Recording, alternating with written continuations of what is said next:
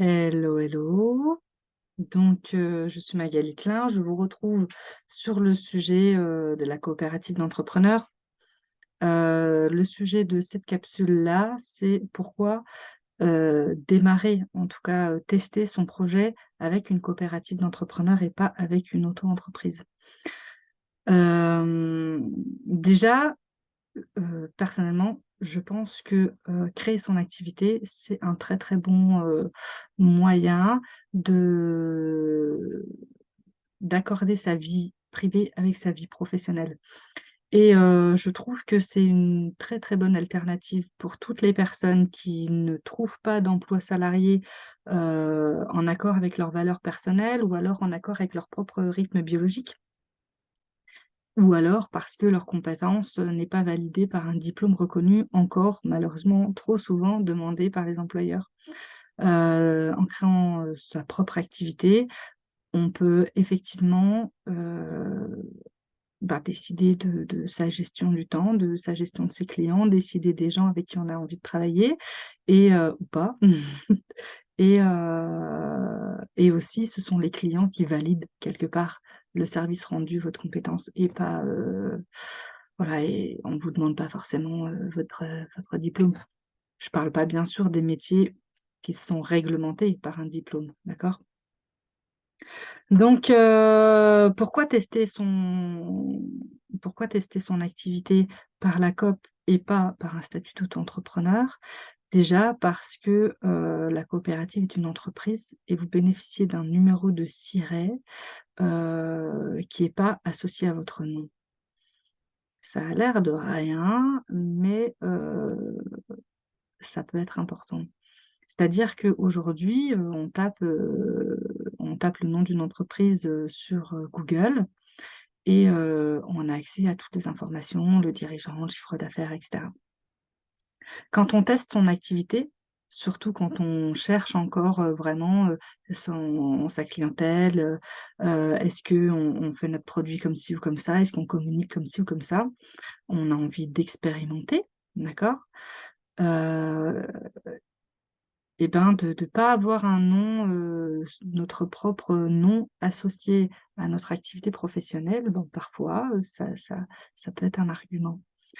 La deuxième chose, là, ça va concerner plus particulièrement les personnes qui sont, bénéficiaires, du chômage parce que peut-être qu'ils ont une rupture conventionnelle, peut-être qu'il y a un licenciement, pour raison économique, des choses comme ça, ou la fin d'un CDD ou enfin il y a il y a plein de configurations dans la vie professionnelle qui fait qu'à un moment donné, on peut être amené à passer par le chômage.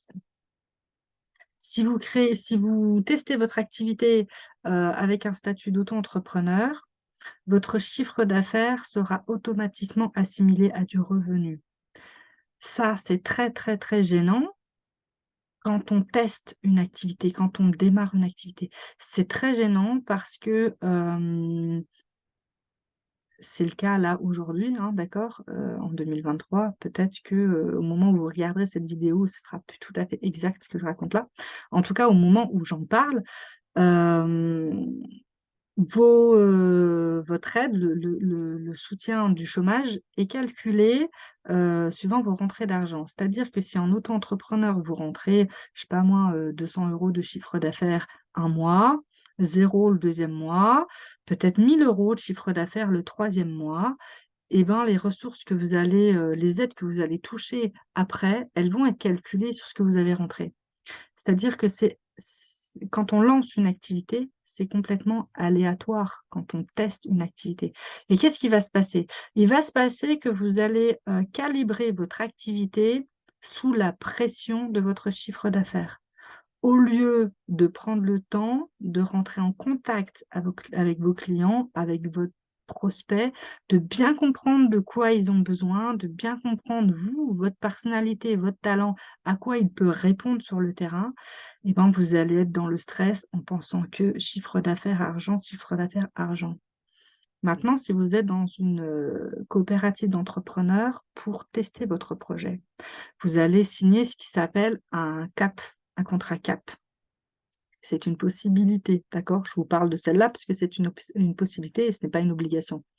Dans le cas où vous choisissez cette possibilité, cette opportunité même, je dirais, votre chiffre d'affaires, il va être hébergé par la coopérative et vous allez pouvoir bénéficier de vos entrées d'argent, vos aides régulières, comme si vous n'aviez pas de chiffre d'affaires. Et ça fait toute la différence. Pourquoi? Parce que quand on devient entrepreneur, on peut se retourner comme on veut. Quand on devient entrepreneur, il est nécessaire d'investir. Donc d'investir dans de la communication, d'investir, je sais pas moi, peut-être, bon pas forcément un site internet, peut-être des cartes de visite, peut-être, en tout cas de se faire connaître. On a beau dire les réseaux sociaux, c'est gratuit, se faire connaître, si on veut démarrer clairement et rapidement son activité, il faut investir un petit peu. On peut être amené à investir dans du matériel, d'accord?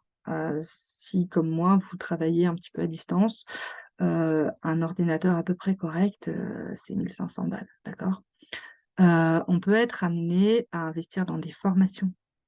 Formations, en marketing web, par exemple. Ou formations, je sais pas moi, des formations qui vont vous valider, vous créditer encore plus dans votre métier, dans le métier que vous avez choisi. Si vous êtes en statut auto-entrepreneur, que votre chiffre d'affaires est considéré comme du revenu, vous devez vivre sur cet argent. Le revenu que vous allez toucher, il va payer vos factures. C'est OK, c'est juste un peu trop tôt quand on se lance et qu'on veut lancer son activité. Ça permet pas de pérenniser son activité ou en tout cas, ça ralentit le lancement de l'activité. Maintenant quand, vous expérimentez votre projet et que vous montez votre projet dans le cadre d'une coopérative d'emploi, vous pouvez utiliser ce chiffre d'affaires pour investir. Investir sur vous, investir sur votre projet. Je ne sais pas si je me fais bien comprendre, mais c'est une notion qui est vraiment très importante et qui est vraiment, vraiment essentielle pour la pérennité de l'entreprise, pour la pérennité de votre projet.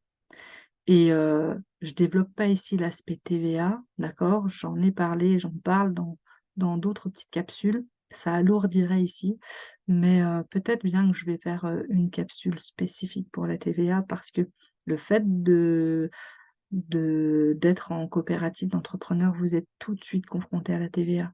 Ce qui est pas le cas, dans le cadre, du statut d'auto-entreprise, micro-entreprise où le nom il change régulièrement.